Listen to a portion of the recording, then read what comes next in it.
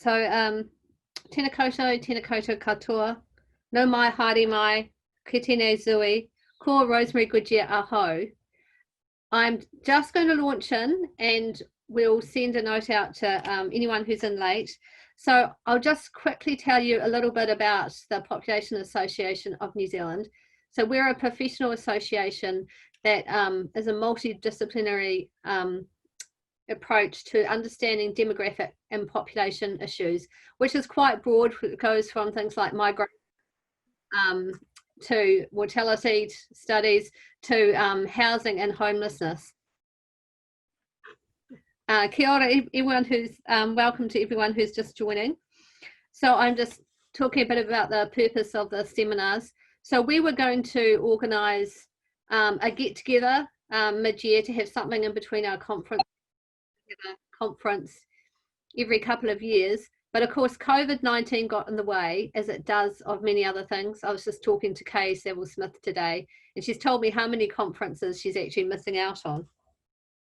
So we decided that we'd try start doing a series of seminars by Zoom and on various different population issues. So this is the inaugural seminar. So welcome to everybody. And I'm really thrilled that we've got two fantastic speakers talking about a topic that's incredibly timely, because who would have thought a year ago that suddenly there'd be a reason and an initiative and the money to suddenly house all the people who are homeless and rough sleepers.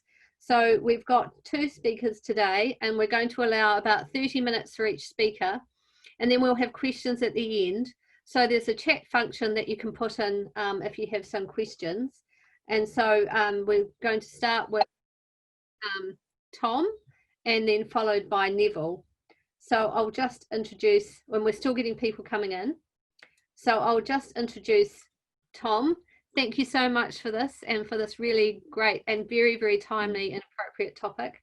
So Tom is a senior lecturer in human geography at the University of Auckland. His research looks at the practice of policy making and the governance of socioeconomic marginality. So he's focused on homelessness, housing, social security, and drug treatment.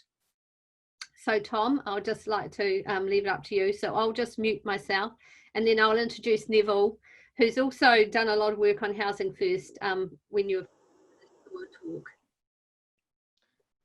Kia ora koutou. I'm going to fumble around while I share my screen. I've got some slides, and then I'll get started with the talk. But nice to see everyone here. I can see some colleagues, some people I know from Twitter, among other places. So good to be here with you.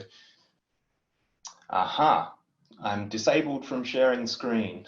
Maybe Isaac could add me as a co-host or something like that. As I said, this is a seminar, so apologies for any technical issues, but hopefully they'll be minor.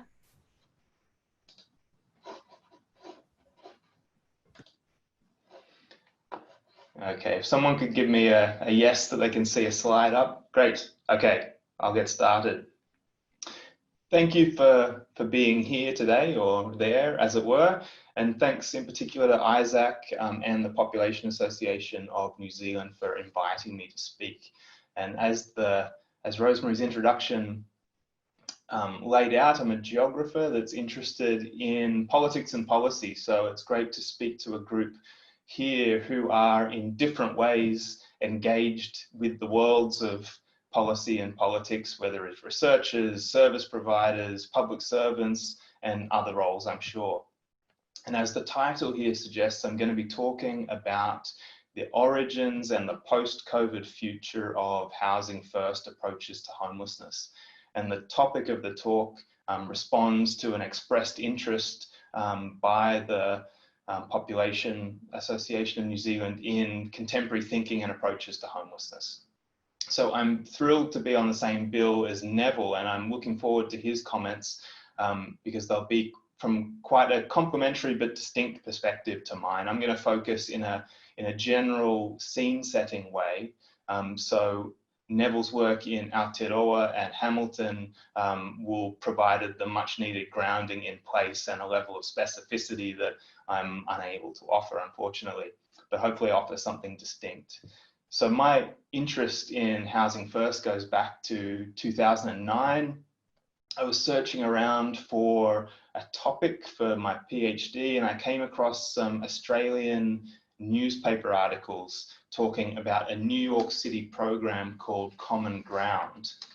And Common Ground is an organization that began in Midtown Manhattan with the building shown here. This is a former hotel, once called the Times Square Hotel.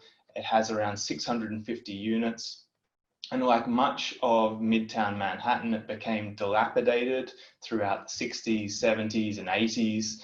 And this area and this period in the city's history has been immortalized or made infamous by movies like Midnight Cowboy, Taxi Driver, and I'm sure we've all got a picture of what this era in New York City looked like. So in the 1990s, Roseanne Haggerty cobbled together a mixture of funding from private donors and from low-income housing tax credits to refurbish the Times Square Hotel as housing for the homeless.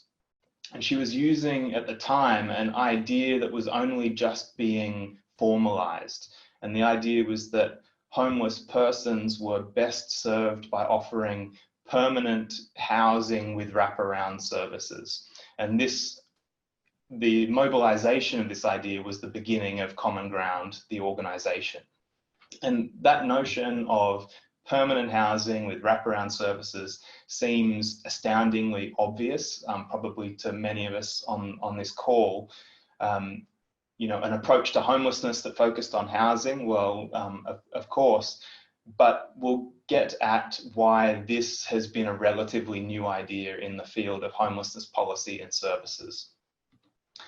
Around 2009, when I was looking at these examples that were coming into being in Australia, various cities were implementing their own Common Ground projects, directly transplanting it from New York City. So the one you see here is Common Ground Brisbane, located in the South Bank area of the city. There's another project in Sydney, one in Melbourne, one in Canberra, 2 in South Australia, 2 in Hobart. And what I didn't know at the time was that this approach that Common Ground in Australia and Common Ground in New York City was promoting was part of a large-scale shift in the way homelessness is thought about and acted upon. And its approach, it is an approach that's become known as Housing First, and we're going to hear a lot about that in this session. So today I want to focus on the origins of Housing First and its international rise before talking a bit about its role in the COVID-19 response and the futures that are becoming more and more clear as the days and weeks go on. While Common Ground and a handful of other programs were implementing these Housing First ideas in the 90s, it's really only been in the last 20 years, since the early 2000s, that the Housing First model as a solidified entity or a discourse has swept to international prominence as an apparent solution to homelessness. In the US, Housing First ideas have been part of the national dialogue since the early 2000s under George W. Bush. In Canada, the Conservative Harper government allocated over $100 million in 2008 for a Housing First demonstration project that covered 5 cities, and within that included the largest randomized control trial of its kind, involving about 2,500 homeless client participants. In 2011, the European Commission funded test sites in Amsterdam, Budapest, Copenhagen, Glasgow, Lisbon, and many other peer sites that were involved as well. And meanwhile, in Australia, Finland, France, Sweden, and here in Aotearoa, the list could go on, national initiatives have facilitated a whole range of localized experiments with Housing First ideas over the last 5 to 10 years. So to understand why Housing First has been something of a revolution within homelessness policy and services, we need to understand the ways we've typically approached homelessness. the traditional homelessness services system in the Western world, at least, is usually referred to as a linear staircase or treatment first system, and it involves homeless people negotiating a series of steps before hopefully being permanently housed in social housing or private rental housing. So it typically involves the person entering short-term shelter accommodation where they have quite little autonomy and treatment is short-term. They then graduate in, this is a language that's quite common in the sector, graduate to transitional accommodation where they have more autonomy and longer stretches of treatment. And navigating these steps is often based on abstinence from alcohol and other drugs, and you can move backwards if you don't meet certain behavioural conditions that are imposed by some services. So after these steps are navigated, if indeed they are navigated, the client is thought to be housing ready in the lingo, or in other words, ready for permanent accommodation, if that permanent accommodation exists. And there is a big question around that, because across the Western world there are very long waiting lists for social and public housing. So in a nutshell, Housing First programs provide the homeless or people at risk of homelessness with direct access to permanent housing, coupled with comprehensive, client-directed and flexible support services. Which leaves us with the question of, how did Housing First go from being what was initially seen as a sort of pie in the sky idea to what we now could call an emerging orthodoxy within homelessness policy and services. And one crucial aspect of this change, I would argue, is, and you'll be pleased to know this as statisticians, demographers and population studies people, was related to a new understanding of the homeless population itself. In particular, it was the discovery of a subpopulation known as the chronically homeless. And I use this word discovery advisedly in the sense that until the 90s, chronic homelessness did not exist as an object of government, as a category that was understood by people in government and in the social services sector. So for the most part, people thought of homelessness in terms of demographic characteristics. We might have seen a pie chart in the 90s, a pie chart like the one shown here. It would have divided up the homeless population into groups like single adults, youth, families. And these categories are still useful today, and they still have a strong presence in how homelessness is understood. But from the 1990s onwards, a series of studies, notably ones by Dennis Culhane and his colleagues in the United States, they began to change the way people understood of the homeless as a population. And by tracking people through the shelter systems of New York City and Philadelphia principally, they began to detect meaningful but as yet unrecognized differences within the homeless population itself. And their work suggested a new set of groupings for the homeless population, and they're the groupings that you see here. And I should note these proportions are purely suggestive. They're not accurate because the proportions differ from place to place, and I'll talk about the proportions in this country in just a second. So these groupings were the transitionally homeless, who used the shelter system briefly and were unlikely to return.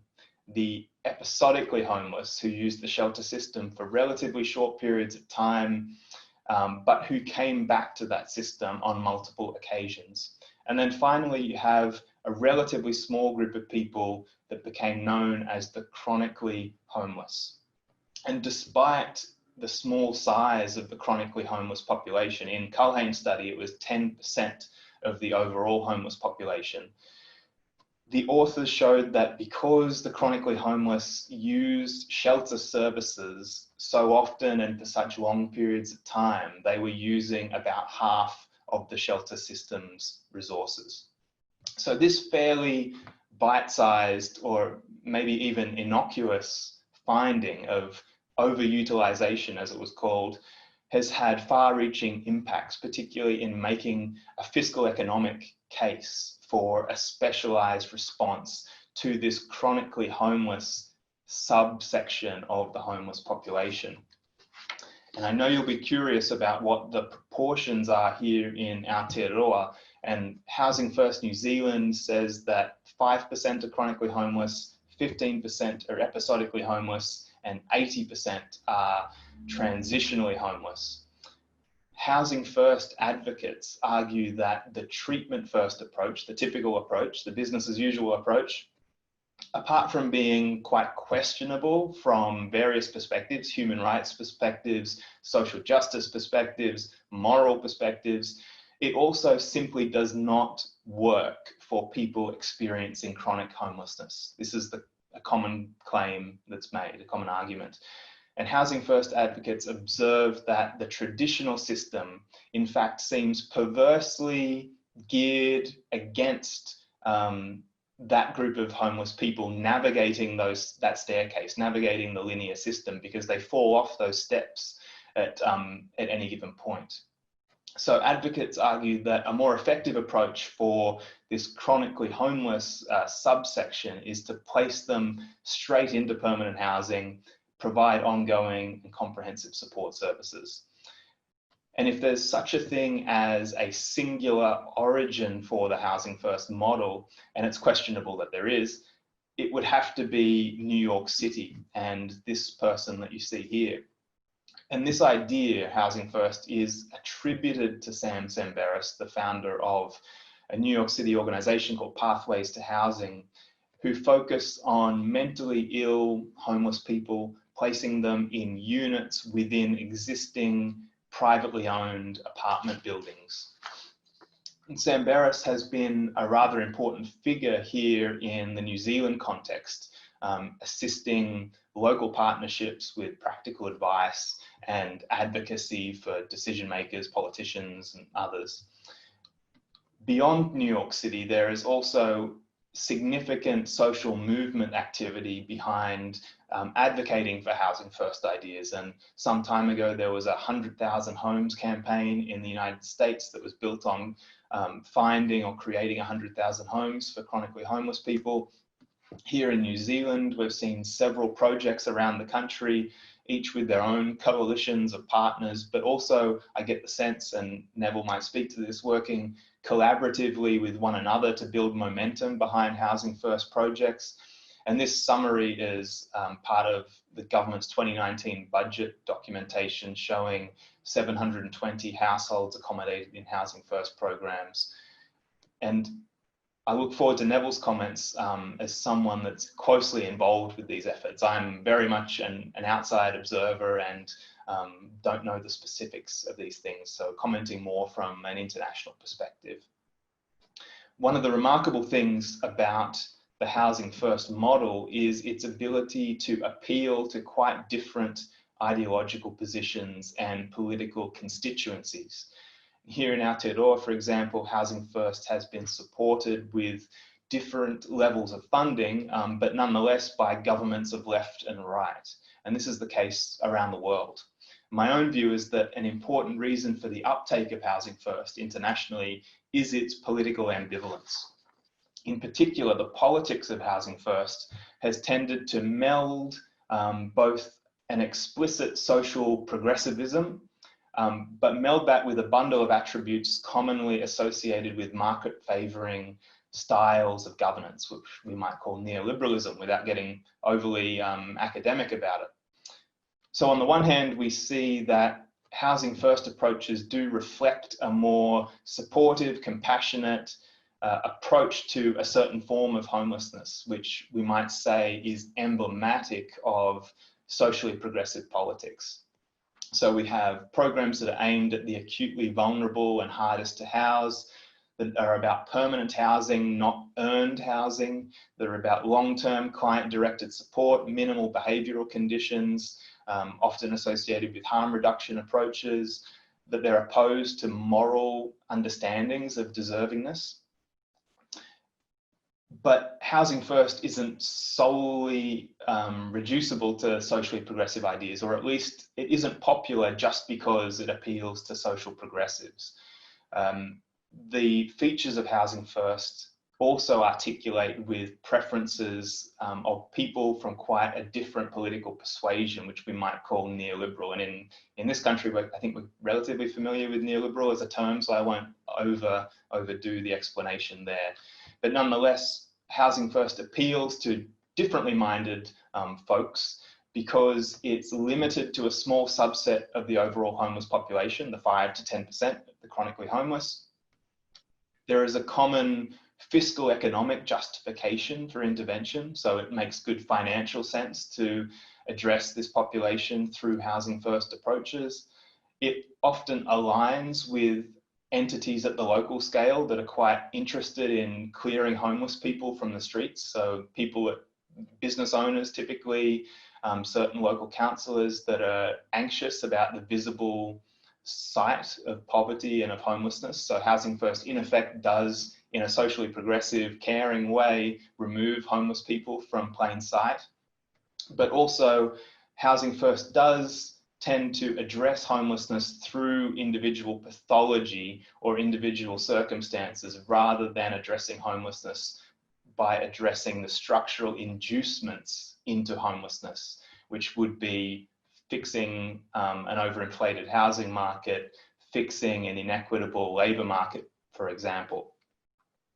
And to provide a quick demonstration of some of the kind of harder edged economic arguments behind Housing First, you can see here two graphics from the United States. And the first in the top left is a rendering of the homeless population in economic terms. So if given the business as usual approach, it claims that the homeless population in a particular county within the United States, Santa Clara County, it will cost over $500 million to, in effect, keep the homeless population as it is. The other graphic in the bottom right is a cost comparison on a per night basis between a Housing First program, Pathways to Housing on the left, and a range of other publicly funded services that chronically homeless persons spend disproportionate amounts of time in. And when we're looking for an answer as to why Housing First ideas have spread so far and so quickly, it's not simply because there's evidence that it works at the level of the program. And of course, there is significant evidence that it does translate to excellent outcomes for program participants. It's also in part because of its political ambivalence, its ability to adaptively and contingently navigate a path between hard-edged neoliberalism and soft and cuddly social progressivism, to probably overly caricature those two ends of the spectrum. So after talking about the origins and what we might call the politics of Housing First, I want to now turn toward recent events to conclude the talk. And this response to COVID-19 has in a certain way affirmed what advocates of Housing First have been arguing from the get-go, that secure housing is essential for good physical and mental health, and that we don't need to wait for people to become so-called housing ready, that we can house them immediately and offer the supports they need as they're needed. So one of the important things that COVID-19 has shown is that housing is part of our public health infrastructure. And different people have long known this, but it hasn't been a view that's necessarily been taken up more widely. But I think COVID-19 has brought that into visceral relief for everyone, and particularly for the homeless population. So after decades of being told that people weren't ready for housing, or that we simply didn't have the resources to house people, COVID-19 has at least temporarily put an end to that argument. As people in precarious accommodation or those without shelter became potential vectors for the spread of COVID-19, governments around the world were in effect forced into action, regardless of whether they had any actual sympathy for the plight of the unhoused. And here you see a selection of news articles that express this anxiety about the homeless population during the COVID-19, the sort of initial waves of the COVID-19 pandemic. In Aotearoa, government acted quickly to house what I'm led to believe are approximately 1,000 unsheltered people in temporary accommodation. And while this, I don't think we would argue, is technically a housing first approach, it doesn't involve permanent accommodation, it may not involve a full suite of services, it nonetheless is an acknowledgement of the centrality of secure housing. In a daily briefing during the lockdown, the Prime Minister explained that this strategy was informed by Housing First. She said one of the byproducts of COVID-19 is taking people off the streets. We've applied what we call a Housing First strategy, where we put social support around someone as well, because there's often a whole range of issues that we're helping someone navigate through. And elsewhere, commentators and advocates have been pushing for COVID-19 related responses to take this opportunity, this unusual circumstance, to upscale Housing First programs. In New South Wales, in Australia, for example, the state government pledged $36 million for Housing First programs. Sam Semberis, the founder of Pathways to Housing and in effect the kind of godfather of Housing First as a model, has also been arguing that now's the time to grab this exceptional opportunity and argue for the expansion of this tried and tested approach. And while I firmly believe that Housing First programs are vastly superior to the old ways of catering to the 5 to 10% of the homeless population, commonly referred to as the chronically homeless, I want to end my talk on a cautious note, not around Housing First per se, but regarding the possibility that the changes caused by COVID-19 will necessarily result in improved outcomes for the wider homeless population. And in a sense, I share some concerns that others are beginning to express, including, and this was just a very recent example of this by the leader of Unite Union here in New Zealand in an op-ed that was published today, questioning how long this increased spending and some might say sympathy for the homeless and others will last after the initial crisis response subsides into something that will be yearning for a return to normalcy. And we don't need to rely on speculation or conjecture here. We can look to previous waves of Housing First being rolled out in the past to understand how, despite what we might call as massive increases in funding for Housing First internationally, decision makers are continually dropping the ball when it comes to addressing the non-chronic majority of the homeless population, comprising 95% of the overall homeless population here in Aotearoa.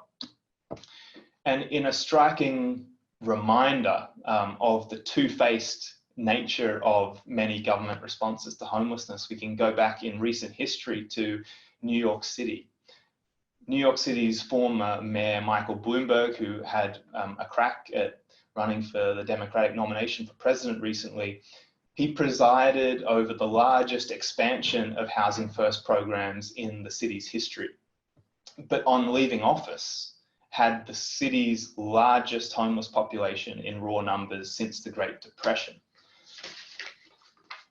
So in 2005, Bloomberg pledged $1 billion to build and renovate an estimated 9,000 units of housing for this chronically homeless population. 8 years later, by 2013, street homelessness, which corresponds quite strongly to chronically homeless, the chronically homeless population, although they're not synonymous, street homelessness had increased by 28% on 2005 levels. So $1 billion of investment and an increase of 28% in the overall homeless population. I had 28% decrease. So the chronically homeless population is decreasing, but the overall population had increased markedly. So precisely as inroads were being made into reducing chronic homelessness, the 5 to 10%, the much larger of non-chronic ordinary homeless people, if you like, the 90 to 95% were experiencing something quite different. So the Bloomberg administration was tightening access to shelter. It ended preferential treatment for placing homeless people into public housing. It removed rental subsidies, which provided an exit from homeless shelters, noting that the subsidy program was promoting client passivity over client responsibility, which is not the kind of language that Housing First advocates would indulge in. So from 2002 to 2013, the overall homeless population grew by 71%. So to reiterate, in case I haven't confused you, in a similar period, the chronically homeless population decreased by 28%, but the overall homeless population increased by 71% in the context of over $1 billion of investment. So the point I'm trying to make here is that we also, and by we, it's the royal we of government, service providers, academics, everyone, ought not lose sight of the need to address the non-chronic majority of the homeless population, and that we can funnel money into Housing First and it will produce excellent outcomes for a proportion of the homeless population, and we are morally obliged to do that apart from any other reason. But also we shouldn't feel that that's the be-all and end-all of responses to homelessness, that in a sense, by fixing up the structural inducements into homelessness, the housing market, the labour market, we will erase future cohorts of the chronically homeless. So if we don't address the supermajority, the non-chronically homeless, in effect, we are stocking the ranks in the future for new cohorts of chronic homeless people that Housing First will need to address. So I think we need to keep our eye on a two-pronged approach where we offer specialized responses to the chronically homeless, but also tackle these politically contentious, of course, issues around the housing market and the labor market, which in effect produce the homeless population at large. So I'll conclude my comments there. I really look forward to Nevil's comments around how the Housing First project in Hamilton and more widely across the country are going, because I think they're being looked at internationally as exemplars of how we can tailor Housing First responses to local conditions, and particularly in our country, a need to tailor these responses to a te tiriti environment is absolutely pivotal, and many Housing First programs have been criticised for being not sufficiently tailored to local circumstances, and I think the ones here have done an excellent job of responsibly adapting these models to our particular circumstances. So thank you all for listening, and I look forward to questions whenever they come. Thank you very much, Tom, and kia ora. That was just wonderful. So what we're going to do is we're going to go straight onto Nevil's talk, and then we'll have questions combined at the end for either of our speakers. But I think that the two topics link really well, and it's great to have that sort of international and theoretical perspective as well. So I'll just briefly introduce Nevil. So Nevil is co-director of Kirikiriroa Housing and Health Research Program, and I've known Nevil for a few years, and he and his group of people have been doing an amazing job at looking at various aspects of housing and homelessness. What he's going to be talking about today is the work that they're doing leading the Ending Homelessness in New Zealand Housing First MB funded research program. And I'll just leave it over to Nevil, and I'll mute myself, and with the idea that roundabouts at probably 2:05 we'll then open it up to questions. So hopefully you've got some questions for our speakers. So thanks, Nevil. Thank you very much, Rosemary, and thank you very much, Tom. Can everybody hear me? And can everybody see my slide that's up? Is that up correctly? Okay. So I'd like to thank I've three colleagues and very dear friends who were on the Zoom link. Carol McMinn, who actually did an awful lot of this work in the Housing First in Hamilton. Aotearoa, who's my collaborator for the Hamilton dataset, and her data features heavily in the first few slides, and Kate Moore, who's given us a good overview of the size of the New Zealand homelessness population. I'd also like to acknowledge Tom's talk, which I found very interesting and very helpful. And the key point here is that Housing First and the programs around homelessness are the answer at the bottom of the cliff. In order to end homelessness or to prevent future homelessness or to stop the problem getting worse, we need to turn off the tap. And that involves poverty and the housing market. And both of those, we have to get people out. People in poverty in a housing market that's overpriced and taking up too much of their income will inevitably result in homelessness. So that's an overview. So this is 2014 Hamilton. And some of the homeless population, the People's Project started in 2014 in Hamilton.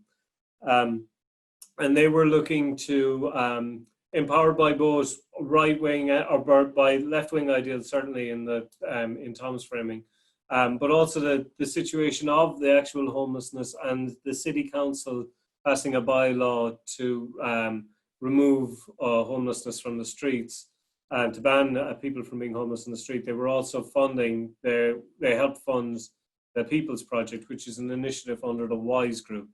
The WISE Group are a large mental health charity in Hamilton. So they're made up of leaders in key community organisation and trying to get the best of everybody together in Hamilton to deal with their common problems. And they settled on very much what was the Sam Tamberis, or they were inspired by, I would say, Sam Tamberis's model of moving the rough sleepers directly into permanent housing and skipping over what had been the steps that actually we quite often weren't even using in New Zealand. We weren't dealing with the problem, and this is an attempt to rapidly house people and then provide the support they need with no conditions. So a harm minimization approach. One of the interesting points that Polly's brought up and found out of their looking at the data that they were collecting is the debt. And debt is a big problem in New Zealand amongst the homeless population, with an average of about $10,000 from the people who we could have, and their population had $1.9 million of debt that they knew about, and that's probably an underestimation. Predatory lending and debt, so people got squeezed out of the housing market or could never get into the housing market. We do need to understand this better, and a good chunk of this debt is owed to government, so it's probably quite easily forgiven or stopped. We need to stop charging people in poverty for debt for debt and hardship grants that happened under a previous time, or that are going to cause a more expensive response for us.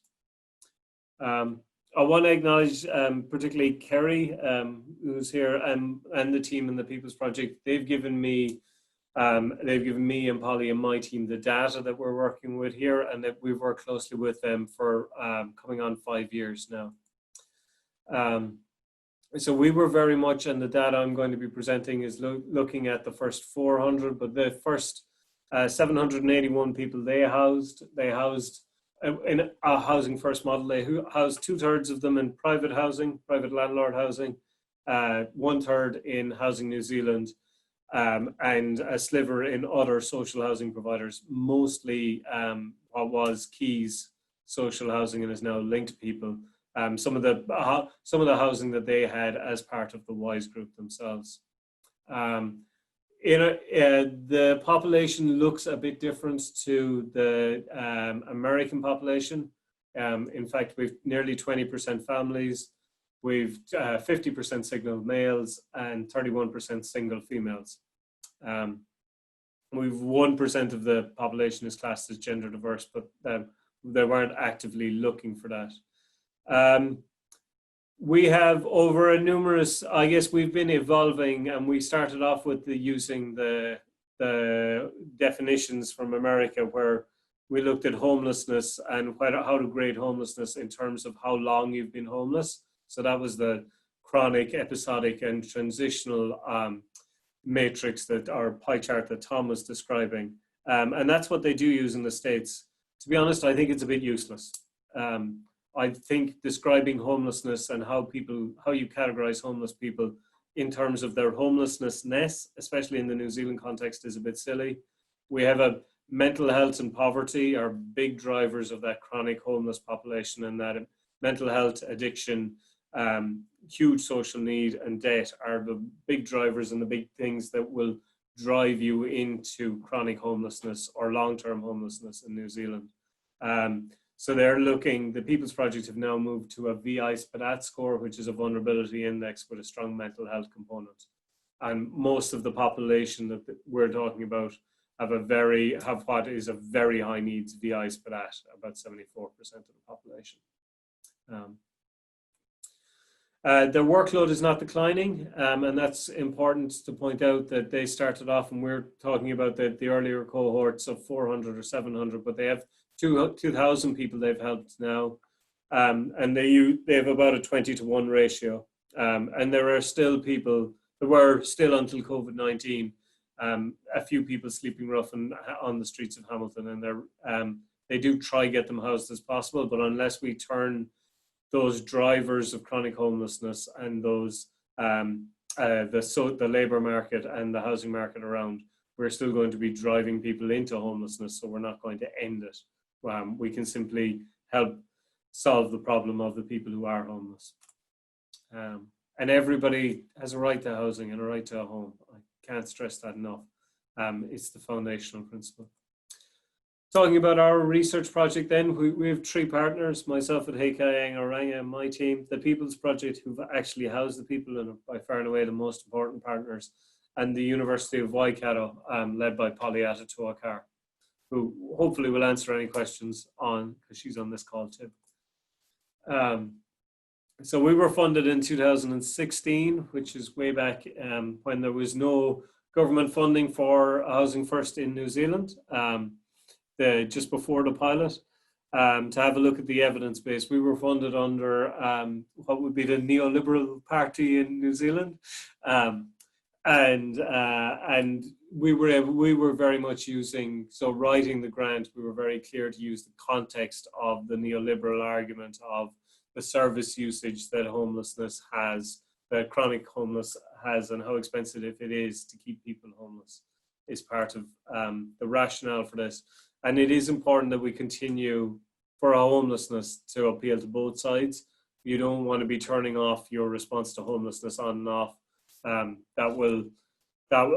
We have enough messing around and enough lack of joined up thinking without turning off our responses, which in the context of COVID-19 is creating an obligation because we have housed people, that we continue to house those. I think we had 1,000 places originally, but I think it's nearly 1,300 got housed under the scheme. So 1,000 motel units for 1,300 people. So that group is now, about half of which was known to service providers of housing services and half which wasn't known. So we must be addressing that group.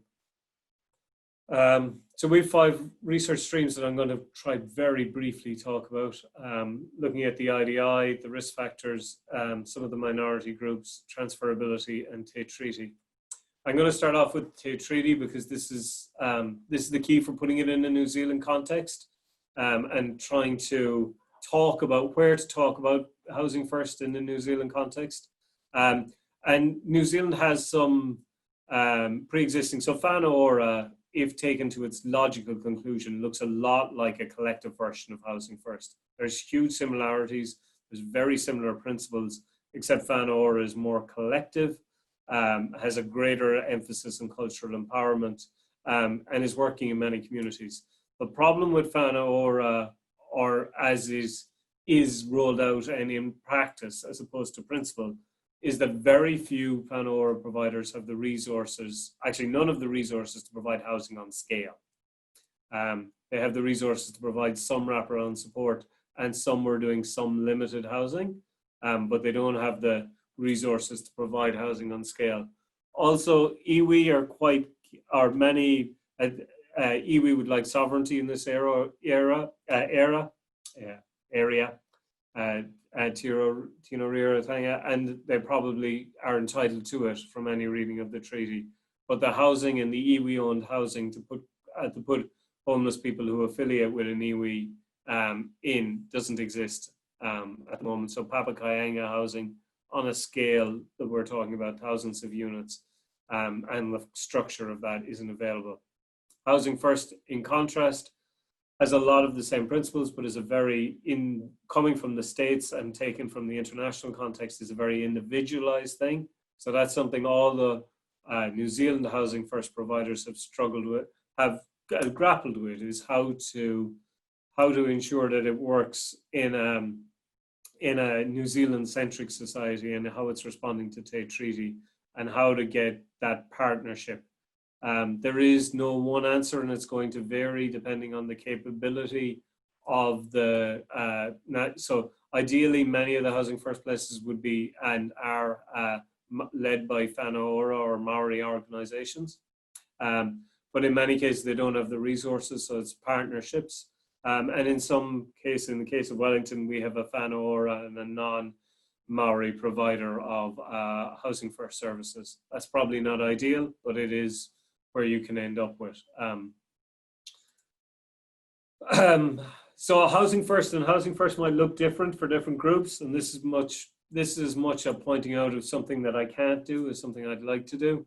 There is in the US context quite a large body of evidence that LGBTIQ make up 20 to 40% of the make up 20 to 40% of the homeless population, especially in youth. We certainly have had some stories of people not being eligible for benefit or housing allowances after they were kicked out of their family home for being LGBTIQ, and then not being able to get the allowances because their parents would take them back if they would stop being gay, which is just an appalling scenario to wind yourself up in. So we probably, and historically in New Zealand it was criminalized, or being gay was criminalized. So we're, and the narrative backs this up. So one of the things I'd really like to do, and one of the needs, I guess, for census and getting their gender questions right, is that we can have a good look at this population to see how big the homeless population overlap is and how we can provide services that are appropriate. So single-sex shelters, the model in the US, is being a disaster for this group, and when you talk to them about that, they very often feel unsafe in it. So that's one of the points I'd like to acknowledge, and I have a PhD student, Brodie Fraser, who's doing work on this. So how transferable is Housing First, and how do we transfer it across into New Zealand? Claire Aspinall has been working on this, and how to define housing. So Housing First in New Zealand Housing First internationally has, as Tom was hinting, quite a number of fathers and quite a number of people who have given definitions of it. They all have two very strong elements: permanent support, permanent housing with support for as long as needed. There is a number of debates in the literature about whether it's best provided, whether it can only be provided as scattered site housing, whether clustering, what support to give people in their own context. So how it's designed, and then the delivery of separating the housing from the housing is not conditional on any programs or any of the, or engagement with any of the things that the service provider would like you to engage with. That's quite a broad thing. So international evidence is certainly influencing it, but in the rollout of the New Zealand context, I quite like the way all of the providers are responding with slightly different models, because this is not just a government funded area, or an area that it's an area that had very little government funding for a long time. but has quite a lot of charitable, iwi, and community work in it that you don't want to lose, and you want to empower those values that are there, especially the WISE group being a big example of their strong mental health focus. You want people to be able to play to your strengths where you have local strengths, and you want to make sure that all the local actors that should be in this space can get involved. And the most important, of course, being Maori as well. There are different challenges, and I don't want to go too much into this. We'll be publishing on it later. There are different challenges, and it's quite locally based. Hamilton has some sets of challenges. Auckland, due to size alone, is in a different scale. Hamilton is one major provider, the People's Project of Housing First. Auckland has a series of 5 different providers who are working in a partnership, who are working in one Housing First collaboration. And in Wellington, we've wound up with the model of 2 separate Housing First providers. We have, and Housing First inherits some major system level problems. Running Housing First as under a Maori umbrella with Thinkanga Maori, with a Aotearoa Maori understanding of the world is very difficult when there is racism, and we can see the protests against that endemic in our society, and trying to run a service that is going to speak to a majority Maori population is very difficult until we get all the systems levels biases out of the system. It has a lot of challenges for our organization in getting staff and getting housing. So it isn't obvious where we can always get housing, and many have struggled with that. Yeah, and that's some clear stuff. So the early findings of that is that the system and getting the systems right,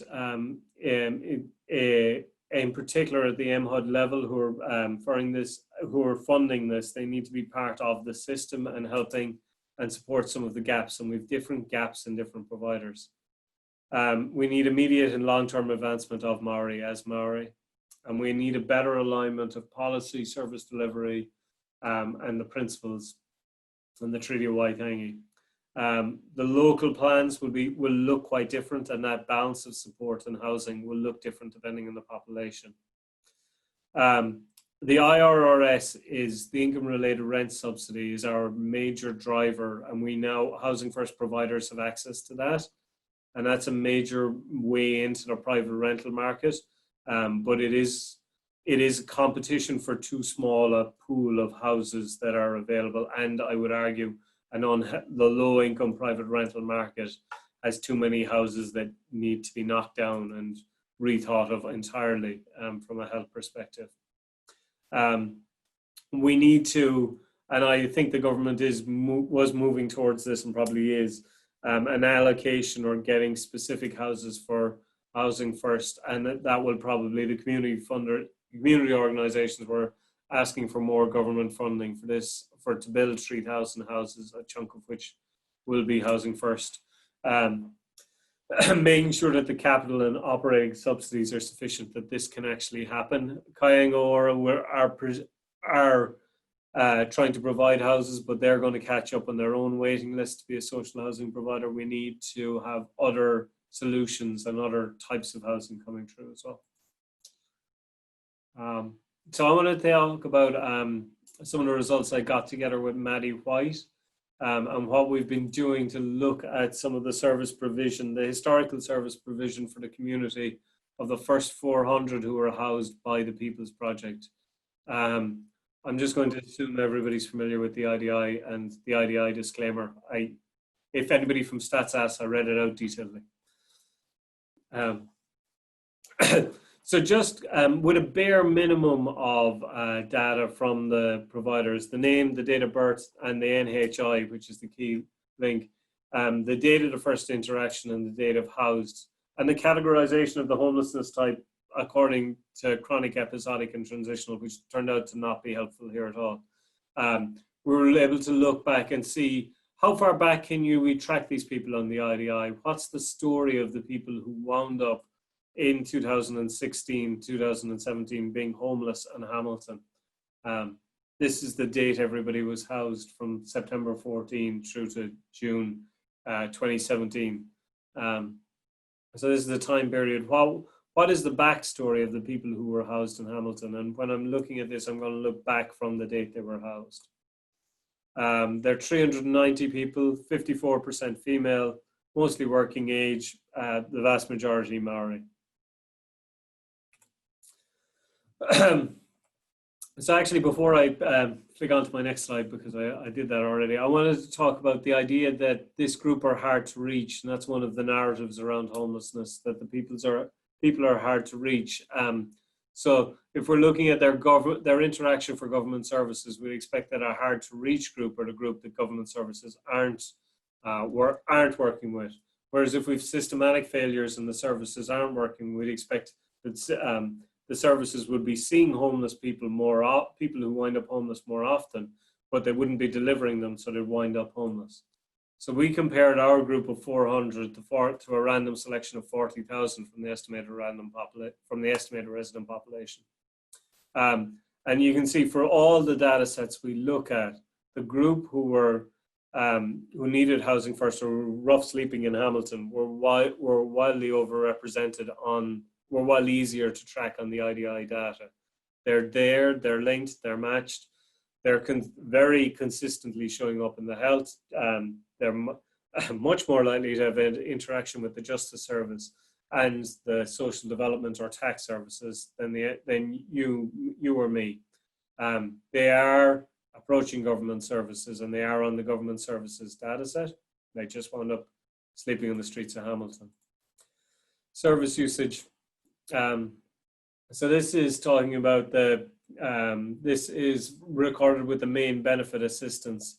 The ERP level, or the level for our selection of random people, their rate of service usage or their rate of being on the main benefit is this grey bar along the bottom. For our housing first cohort, 15 years beforehand, they have a vastly elevated rate. 15 years before they were housed, a vastly elevated rate of applying for the main benefit. This is a group that was, as a group and a population, they were reliant on our, what I would say, and what is clearly an inadequate benefit for quite a long time. And as we got 7 years before, for the 7 years before they were housed, you can see this is a move into vastly higher levels. This is starting off from extremely high and in a move into vastly higher levels of deprivation and need for the main benefit. At the end of this, even after dealing with MSD, they needed to be housed by a charity in Hamilton. The hospital discharge tells a similar story. This just the trend over time of getting closer to the overall increase in hospitalization over time for the entire population. But for the housing first the population who wound up homeless, they were interacting with the hospital service much more often at nearly 10 times the rate for a long period of time. This is again 15 years beforehand. Quite noticeably different population that are very high service users for a very long time. So the hospitalizations there in the 5 years beforehand.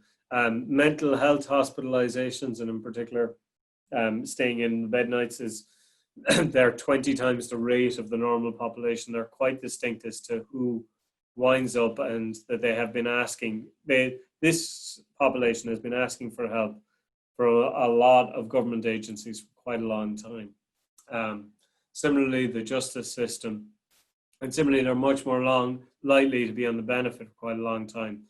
And less likely to be earning wages and exclusion from the labour market that Tom was pointing out. And that's for 5 years beforehand. For 1 year beforehand, the story is actually much the same. It's not as there is a spike and there is difference, but actually it's a very similar story, and that story goes back quite a bit. So we can see that back quite a bit.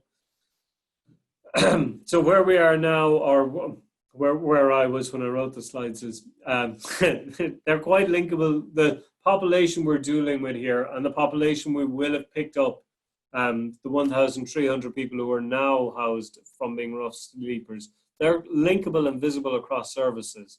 So while the housing providers didn't know them, MSD, Health and Corrections will know them as a group and will have had interactions with them. But those services weren't engaging and weren't working with the service providers to ensure they weren't acknowledging people's right to be housed, and they weren't making sure it happened. And that was driving them back into having a very high rate of service usage. We have a need to prevent homelessness, and we have a need to deal with the systematic factors that drive homelessness.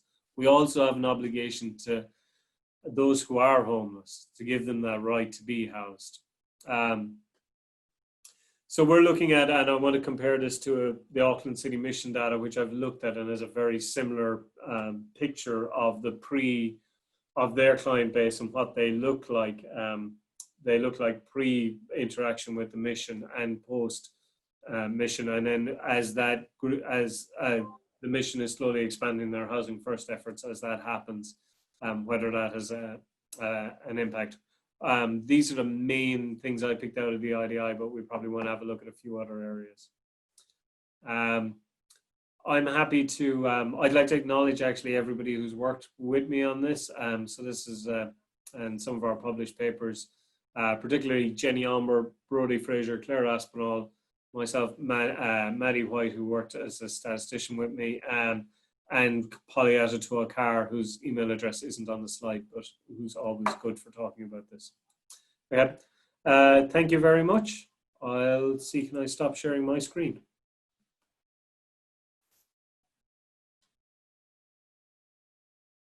Rosemary, do you want to guide us through questions or chair questions?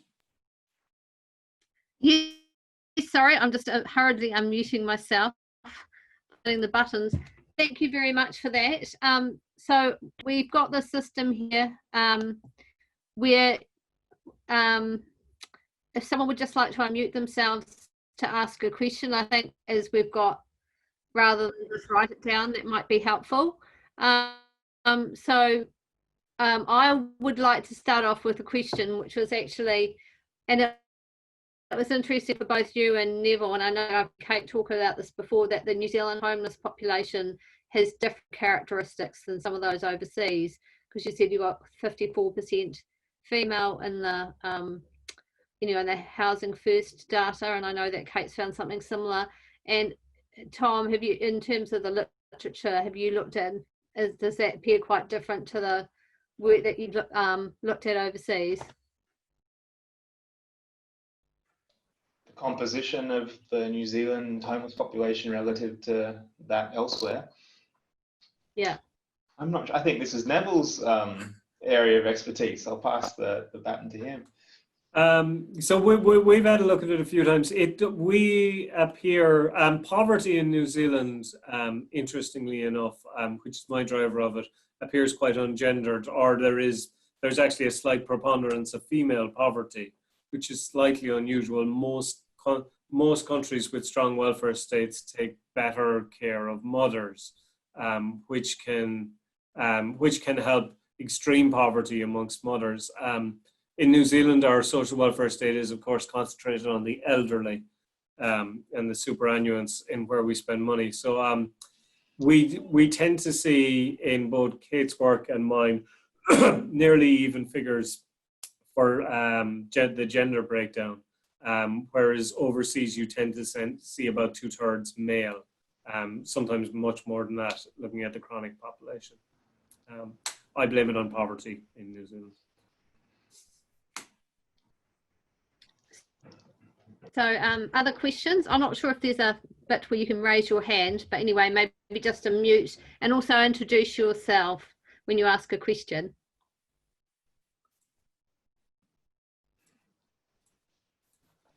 Hi everyone, my name's Emer. I'm from Housing and Urban Development. Thank you, Neville and Tom, for really fascinating presentations. I just have a really quick question for Neville. The data you just talked through, is that likely to become available publicly, or what is the plan for that research that you're doing? So the data I've presented is published in a published paper, Okay, great. which is listed in the thing. We've more coming soon, which I'm going to spoil and say Housing First also works in New Zealand, and the People's Project, when we look at the outcomes, it works. It's naturally, it's a bit complicated, but the broad theme of it is that we show reduced service usage where you'd expect reduced service usage, and better uptake of services where you need better uptake of services. And that'll be the next thing we'll be publishing when we get around to it. That's quite common international finding. So, but I'm glad to see it here, and it does work here. Great, thank you. So we've got quite a lot of time for questions. So if someone else would like to ask a question or add, I know, Polly, that you've worked on this as well, whether you had something else you'd like to add to what Nevil was saying.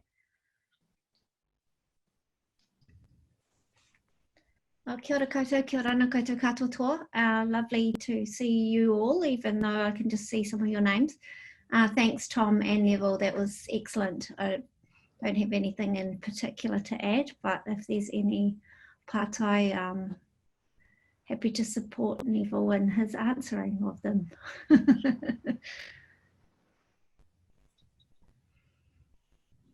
May I ask a question, please? You see me? Hi, I'm Kate from University of Otago. I work with Nevil. I'm just wondering, you Housing First experts, what's the evidence for what works for people that Housing First doesn't work for?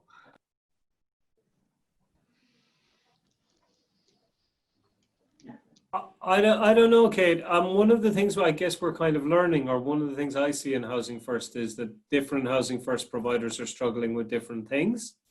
And you can see that in New Zealand, that where some people had some really good, and the WISE group had a really good mental health understanding starting off. Others have struggled with that because they didn't start in that place.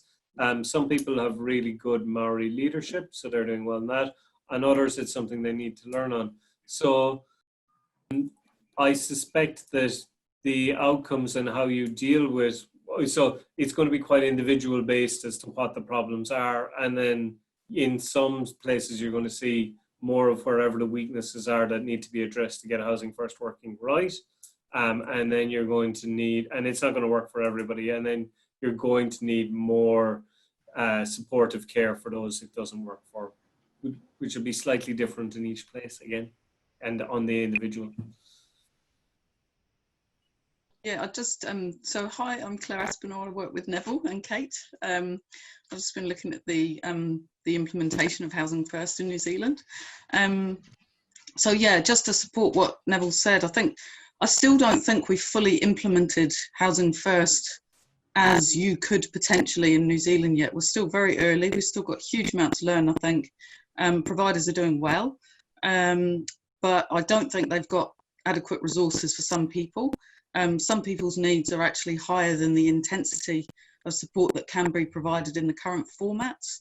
And for that group, I think we need to look at alternative forms of housing. Also need to look at, higher intensities of support, and that's currently not really available at the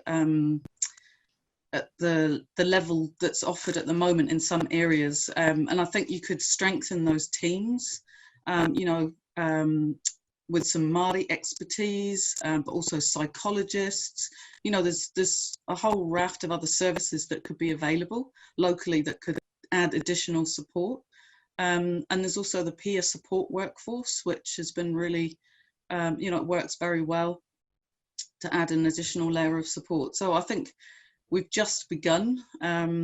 So I think it doesn't work for some people at the moment, but I do think you could really strengthen what is delivered so that it can work for a broader group of people. Yeah.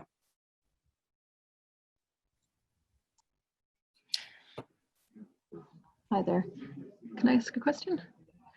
My name's Esther Rutham. I'm at Auckland Council at the Research and Evaluation Unit. I really appreciated those presentations. I thought they were really interesting and very, just absolutely excellent.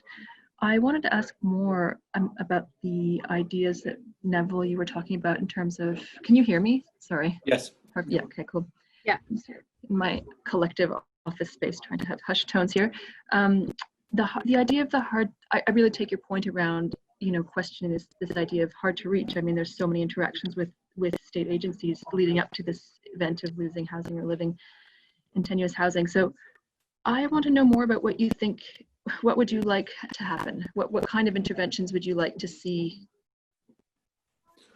in what do you have in mind, or what have you thought, do you have recommendations around what you'd like to see?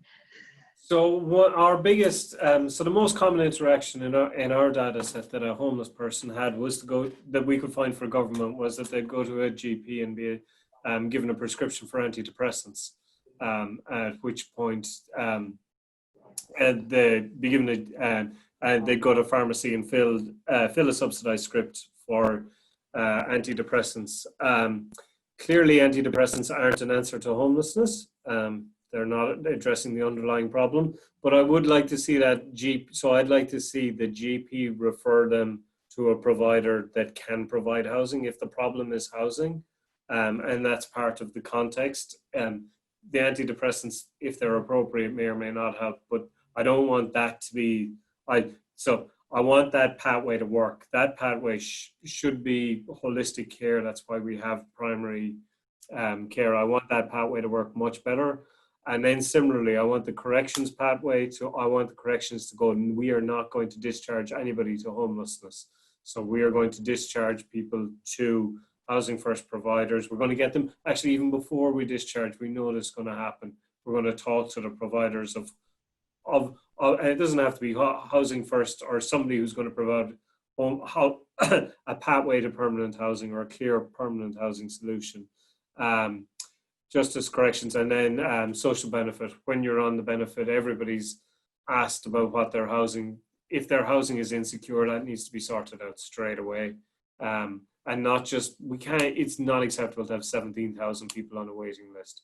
That's crazy, and that's going to drive homelessness. And that's just about a whole of government approach. We want somebody to lead it too, and there's a national action plan, and that's one of the actions down there. But that Emer's from HUD and Sophie's from HUD and a few others, we do need that in the driver's seat, and we need that to happen. And I know the guys here are trying their best, they really are, but that's the whole system needs to start working better together with housing. And sadly, a lot of distrust has been built over decades of very poor interactions between kind of representatives of the state and homeless people. So there's such a level of disillusionment with, on the part of many homeless folk, with the apparatus of government, that trying to redress that quickly is an impossibility. So I think we're looking at kind of decades of work, undoing the decades of work that have been put into disillusioning homeless people with kind of dead-end responses where they'll express an interest in something and it'll amount to nothing. And then if that happens to you multiple times, that's kind of understandable that you might at some point just give up on the things that government offers you altogether. I'm going to push back a little bit. Tom, we scared the shit out of them with COVID-19. We put 1,300 people who came forward and are housed now. Actually, we're never going to get a better positioning for, we have a group, we've a lot of Airbnbs, and we've kind of some opening and some wiggle room in a housing market that we're only going to have for a little bit. If we can get that relationship right, get it working on them and make sure they're not homeless, we have an opportunity now to really address 10 years of mistrust quite quickly. Glad to hear it. There's an upside to this whole thing. And I just think I'd add to that, Tom. Yeah, I absolutely agree with you in terms of the distrust, the deep, deep distrust. But also really talking to the housing first providers themselves, the depth of relationships that they've been able to build with people relatively quickly just by being there, being reliable, and actually following the support that people have asked for themselves, rather than offering something that other people think they might need. And I do think that that's a skill set, you know, that there's a good workforce there, but we could do a lot to strengthen that further. And I do think there's definitely a different type of workforce probably needed in future. So for example, you know, our mental health services and our addiction services often work at polar apart, whereas, you know, you need to be able to work with people across that. You need to be work with people as people in their, you know, in their entirety. So I do think there's some work we can do, but there's some amazing work that's going on. Some of the Māori providers as well provides, you know, the depth of trust that's been built is quite incredible.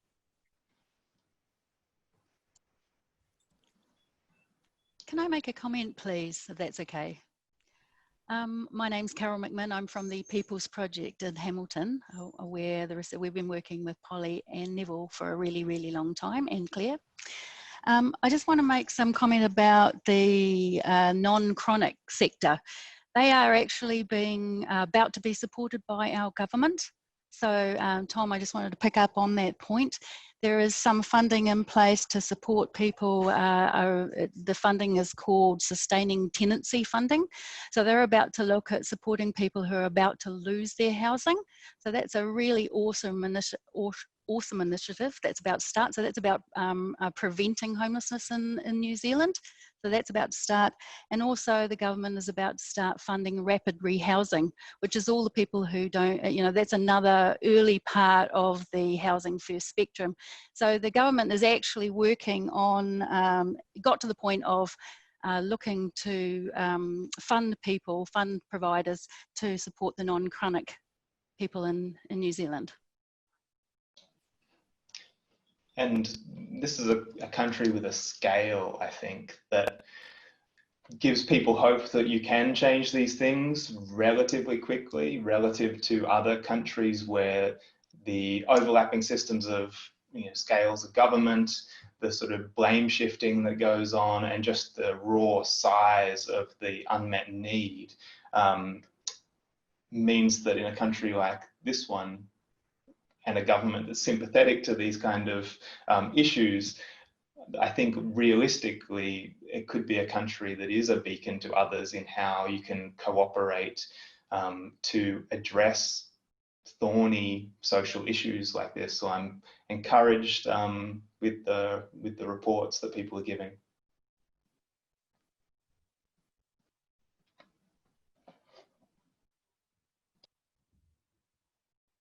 So do we have any further questions?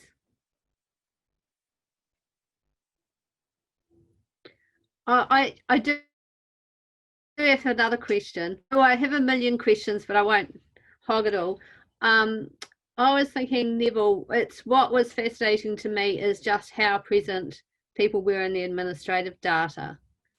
So what I was wondering about is, because, you know, we're doing this work to get some estimates of homelessness based on the census, but obviously that is tricky. It's also only every 5 years.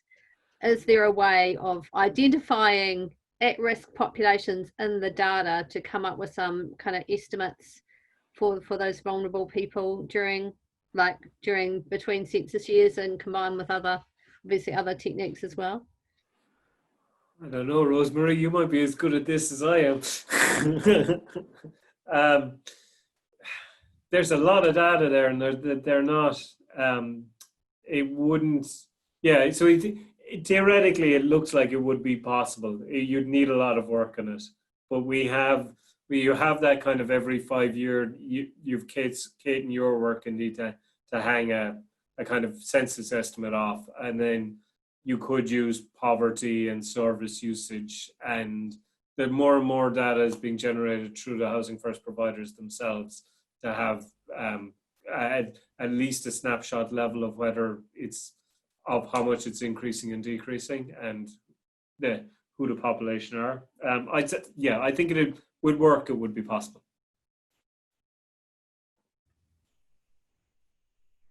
I think it's also worthwhile to recognise that while that's absolutely possible, to look at, you know, the the potential statistical understanding of homelessness or severe housing deprivation using administrative data, what it points to is that we're not collecting the right information from the people that we serve.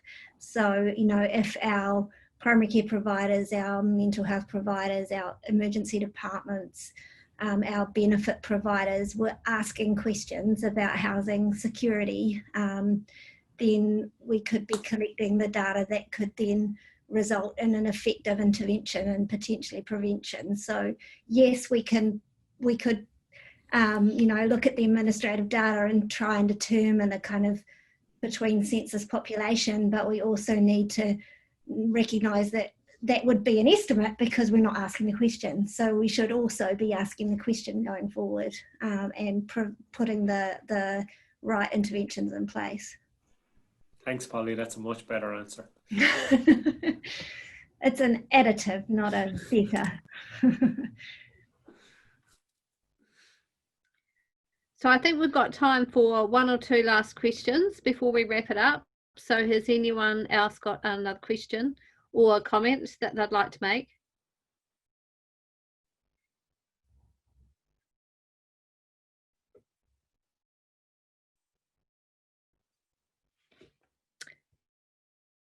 I'm taking it that we don't. So I discovered we don't use Zoom very much because we don't have it at Stats. So I'm using, because I do 1 day a week at HUD. So I'm using my HUD Surface Pro. So I see there's a little bit where you can do your applause. So if everyone could kind of push the applause button.